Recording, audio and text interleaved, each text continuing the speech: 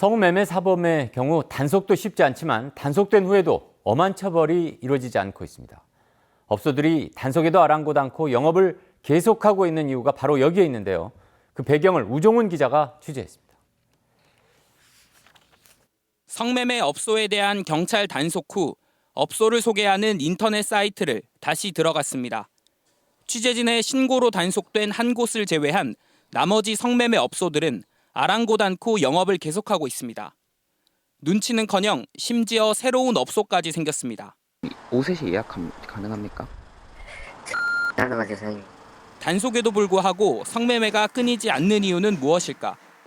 지난 2004년 만들어진 성매매 특별법은 업소를 운영해 성매매를 알선하거나 성매수를 한 이들을 처벌하도록 하고 있습니다.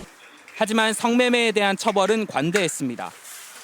MBC가 지난 2년간 광주지법에 오피스텔 성매매로 재판에 넘겨진 53명에 대한 판결문을 취재한 결과 10명 중 2명은 벌금형만 선고받았습니다. 이 중에서는 성매매 업소를 운영하다 3차례나 적발되고도 벌금만 내고 자리를 옮겨 또 영업을 하다 징역 10개월을 선고받은 업주도 있었습니다. 실형을 받은 경우에도 형량은 평균 7.1개월에 불과했고 그나마도 대부분이 집행유예로 풀려났습니다.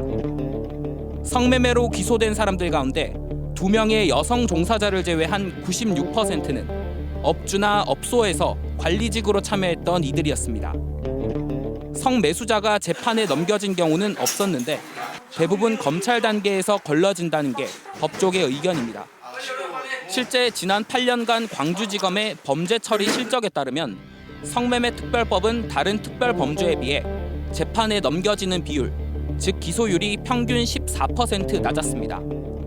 이 중에서도 특히 범죄 혐의가 충분해도 검사가 기소를 하지 않는 기소 유예율은 다른 특별범죄보다 31%나 높았습니다.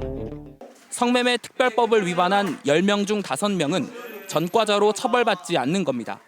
수요가 계속 있다고 하는 거는 그 성착취로 돈을 벌 수 있는 기회가 계속 노출이 된다는 소리잖아요. 그러면 성착취로 돈을 벌 수 있는 그 기회 자체를 차단해야 한다.